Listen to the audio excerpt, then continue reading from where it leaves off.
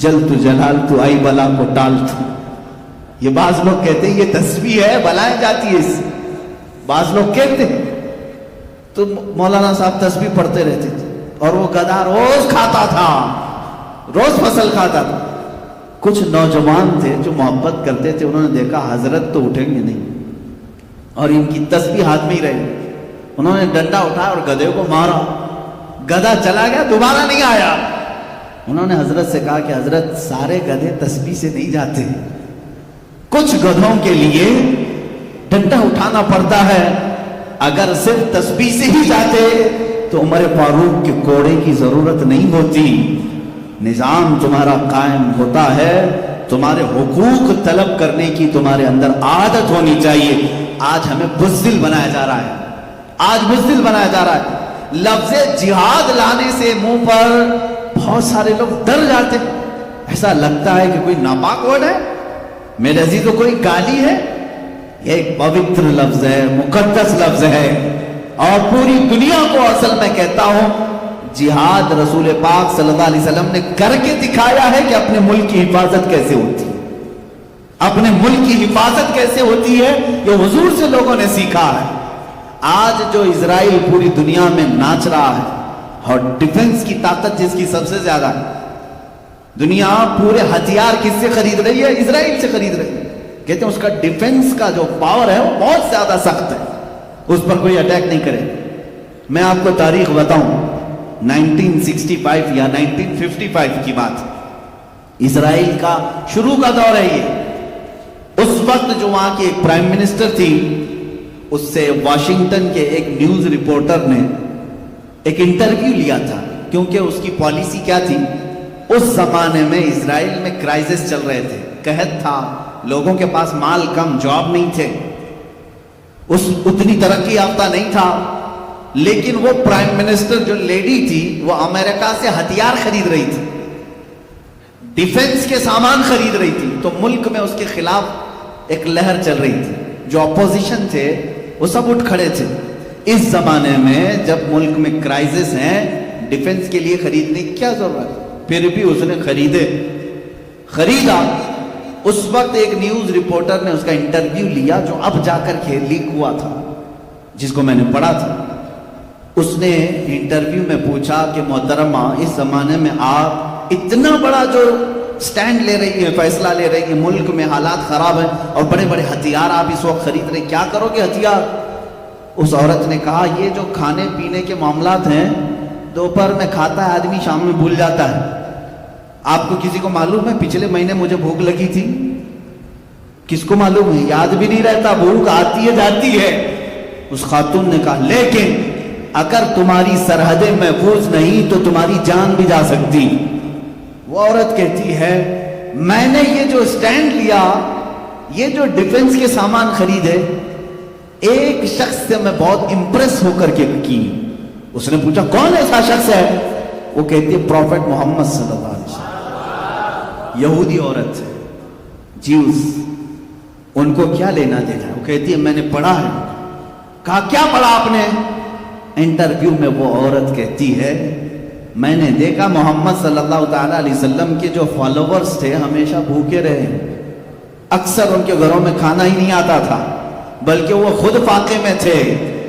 یہاں تک کہ میں نے تاریخ میں پڑھا ہے محمد صلی اللہ علیہ وسلم کا جس رات انتقال ہوا, جس دن انتقال ہوا, اس رات ان کے گھر میں چراغ جلانے کے لیے بھی تیل نہیں تھا.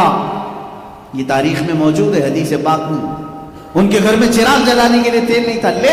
لیکن وہ عورت کہتی ہے اسی گھر میں بہت قیمت والی 9 تلواریں لٹک رہی تھی, اس میں عالی شان امپورٹڈ تلواریں تھیں, باہر ملکوں سے لائی ہوئی, اس زمانے میں جو مشہور تھی وہ ان کے پاس تھی.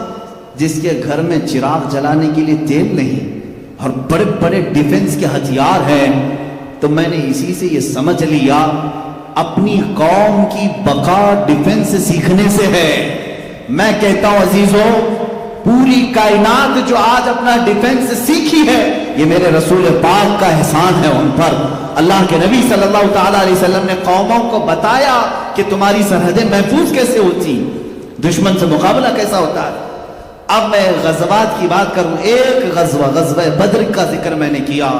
تقریباً حضور پاک صلی اللہ تعالیٰ علیہ وسلم کی زندگی پاک میں 26 یا 27 الگ الگ روایات غزوات آئے, جس میں سے 9 میں جنگیں ہی نہیں ہوئی, یعنی مڈبھیڑ ہوئی لیکن مقابلہ نہیں ہوا.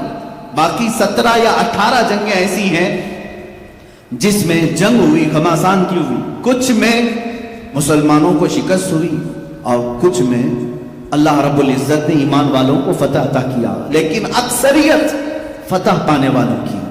صرف ایک جنگ ہے, جنگ احد, جو جیتی ہوئی جنگ تھی لیکن بعد میں شکست میں آ گئی. اب دوسری جو جنگ ہے اسلام کی, وہ جنگ احد, بڑی جنگ بتا. یہ کیوں ہوئی تھی؟ اس کا بھی سبب یہی تھا, چھیڑا نہیں تھا مسلمانوں نے. جو بدر میں زخم کھائے گئے تھے مکہ میں, 1 سال تک بیٹھ کر تیاری کرتے رہے, بدلہ لینا ہے بدلہ لینا. بدلے کی آگ نے ان کو اتنا بھڑکایا کہ 10,000 کی تعداد میں جمع ہو گئے, اور بڑی تعداد میں وہ لوگ پھر آئے مدینے پر چڑھائی کرنے.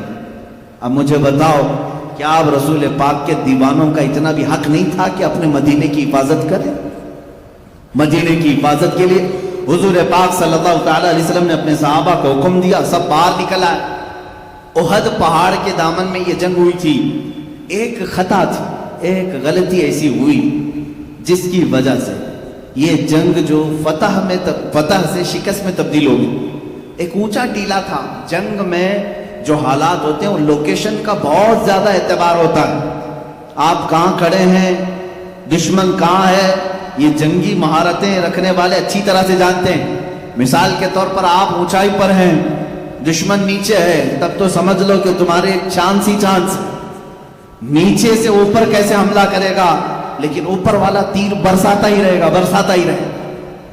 تم اوپر والے سے مقابلہ نہیں کر پاؤ گے. تو لوکیشن جو بھی جنگوں کے ہوتے تھے چنے جاتے تھے.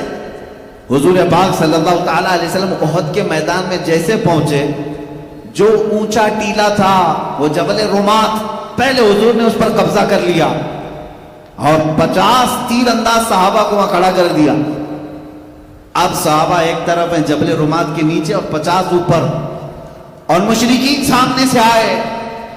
اب وہ ادھر نیچے والوں سے لڑتے کہ یا اوپر والوں کے تیر کھاتے. معاملہ ایسا ہو گیا کہ دوپہر نہیں ہوئی, تیر اتنے برسائے انہوں نے کہ وہ میدان چھوڑ کر بھاگ گئے.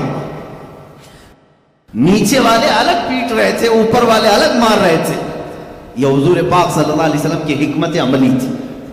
وہ جنگوں کے لوکیشن کو بھی بہتر طریقے سے ترتیب دیتے تھے, اور حتیٰ کہ کون سپاہی کہاں کھڑا رہے, جھنڈا کس کے ہاتھ میں رہے, یہ سب میرے آقا کے فیصلوں پر ہوتا تھا. اللہ کے نبی صلی اللہ تعالیٰ علیہ وسلم نے تیر اندازوں کو اوپر کھڑا کیا, تلوار والوں کو نیچے, جھنڈے والوں کو الگ مقام پر.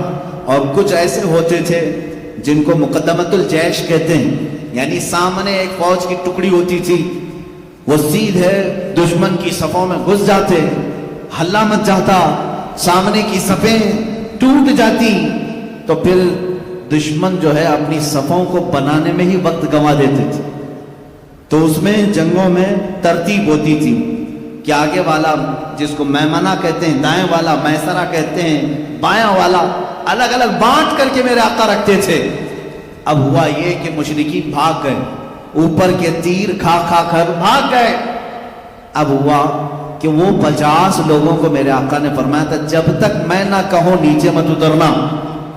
حضور نے کیا فرمایا تھا؟ جب تک میں نہ کہوں نیچے مت اترنا. لیکن وہ مشرکین جب بھاگ گئے تو یہ 50 جو صحابہ تھے تیر انداز, انہوں نے کہا حضور نے تو جو فرمایا تھا جنگ ختم ہونے تک کے لیے, دیکھو نیچے وہ سب چھوڑ کر بھاگ گئے. باقی جو نیچے جو صحابہ تھے وہ مال غنیمت جمع کر رہے تھے. اوپر والوں نے کہا چلو ہم بھی نیچے جا کر مال غنیمت جمع کرتے ہیں. بعض صحابہ نے کہا انتظار کرو, حضور نے فرمایا جب تک میں نہ کہوں اترنا مت. تو وہاں 2 جماعتیں ہوئی, تقریباً 40 صحابہ اتر گئے, 10 باقی رہے. 40 لوگ جب نیچے میدان میں مال غنیمت جمع کرنے لگے, بھاگے ہوئے کافروں میں ہونہار خالد بن ولید بھی تھے. وہ مشرکین کی طرف سے آئے, ایمان لائے ہوئے نہیں تھے, اور جنگوں کی باریکیوں کو سمجھنے والے شخص تھے. دیکھا یہ جو لوکیشن خطرناک تھا ان کے لیے خالی ہو گیا. جو 50 تیر انداز تھے اس میں 40 نیچے آ گئے. تو خالد بن ولید نے 200 گھڑ سواروں کو جمع کیا دور جا کر, بہت دور سے راؤنڈ لگا کر کے یہ جبل رمات یہ ٹیلے کے پیچھے آ گئے اور جو 10 اوپر کھڑے تھے تیروں سے ان کو شہید کر دیا, ان کے اوپر حملہ کر دیا اور وہ جگہ قبضہ کر لیا. مسلمانوں کو سمجھ میں ہی نہیں آیا ہوا کیا. وہ نیچے میدان میں مال غنیمت جمع کر رہے تھے, 200 لشکری پیچھے سے آ کر حملہ کر رہے, اور جو بھاگے ہوئے کافر تھے وہ بھی پلٹ آئے. جو مشرکین بھاگ گئے تھے مال چھوڑ کر وہ واپس آئے. ہوا یہ کہ پیچھے سے خالد بن ولید کا لشکر اور سامنے سے وہ مشرکین کا, بیچ میں مسلمان پس گئے جس میں 70 صحابہ کی جانیں گئی.